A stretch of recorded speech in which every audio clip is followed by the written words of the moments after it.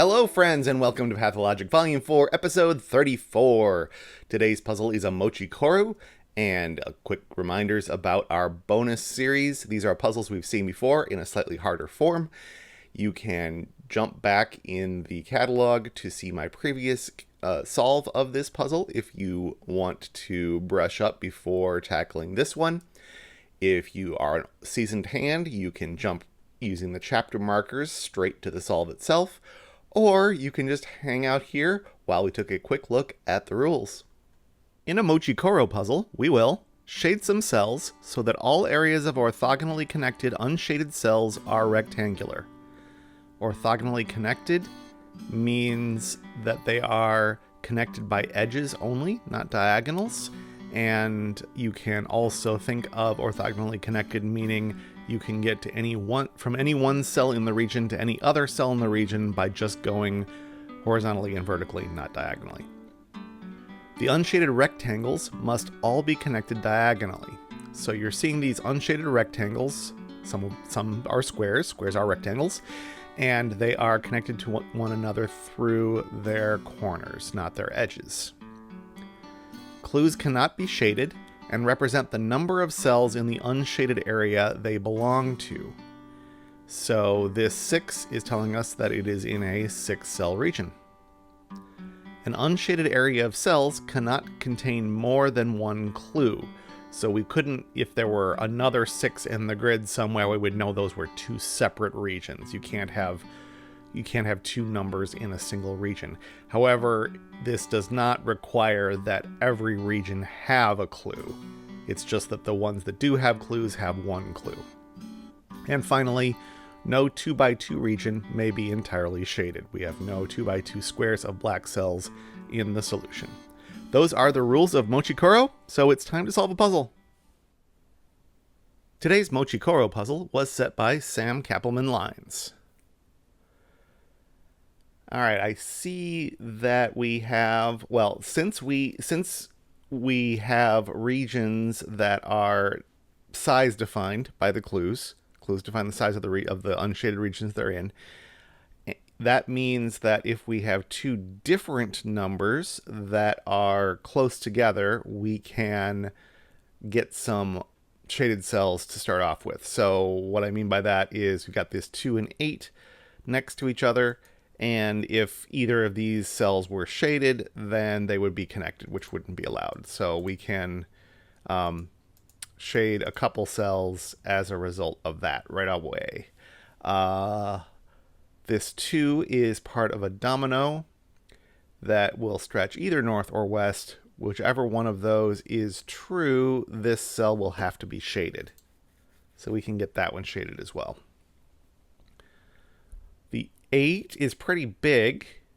What are the options? 1x8 or 2x4 are the possible rectangles that we could make with that. A 1x8, there's enough grid for that to fit, but vertically it's going to hit this 9, and horizontally it's going to be adjacent to this 4, which would break it. So this is going to be a 2x4. And I don't think we know which direction, but regardless of the direction, these 4 cells are part of it. Then it either stretches to include these 4 or these 4. But definitely these 4, and definitely bounded on the north and west sides. We've got a 1. 1 is just complete by itself. I don't know if that's very useful, but it's easy. We got a 4 down here that can only be a 2x2. There's no room for anything else, so that is just done. We've got, I guess I might as well unshade the rest of the clues. This 9 is another big one, and it's kind of like the 8 here. It could be a 1x9 or a 3x3. But 1x9 isn't going to cut it. There's just not enough room either way. So it is a 3x3. But unfortunately, it looks like there's some flexibility on where the 3x3 could go. It could be down here like that. It could be out over here. It can do a few things. I think this cell is the only commonality in all of those. This is going to have to be part of the 3x3 no matter what. So let's move on and come back to that one. The 6, again, we could do 1x6, or we could do 2x3 for this one. And 1x6 isn't going to fit because it would hit the 9 over here, and it would hit the 4 if it went north. So it is 2x3 and includes this 2x2 as well as 2 more cells in one of these 2 directions. But importantly, it is bounded on the east and south. And that's good because we've got a rule that we have to avoid 2x2 shaded regions. So that's unshaded, which means we completed this domino.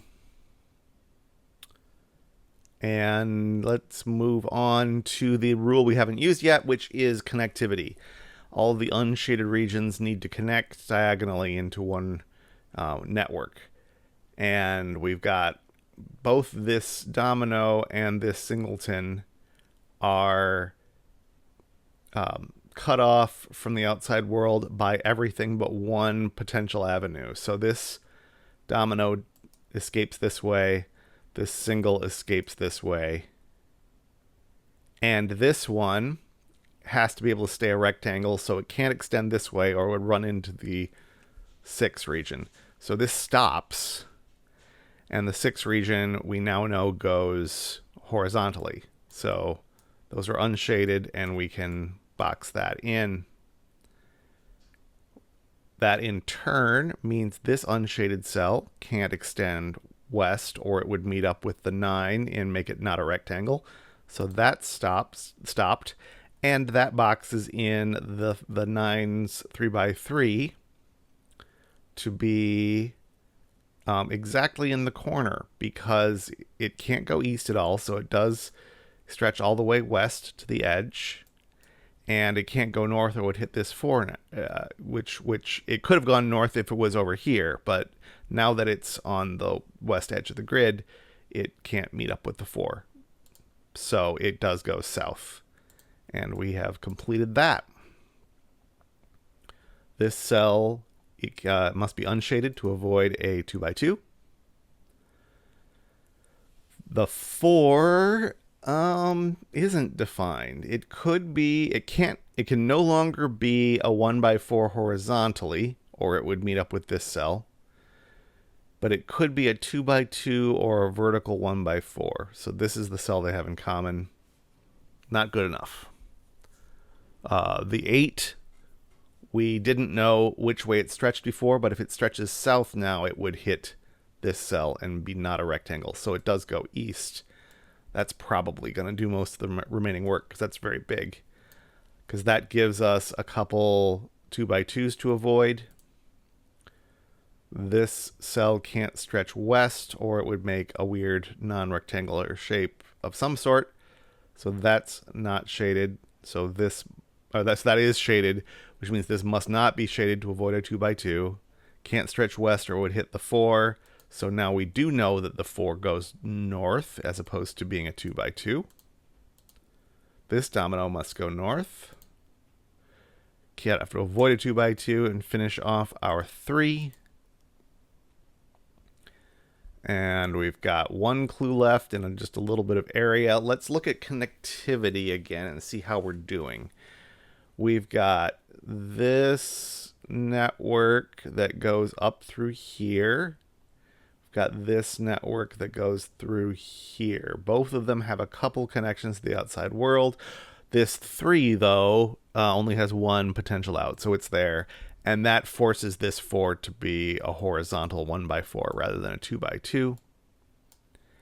We have to avoid 2x2s in these 2 cells. And now to make sure that this is in a rectangle and this is in a rectangle and they don't make an S tetromino there, we need to shade this cell.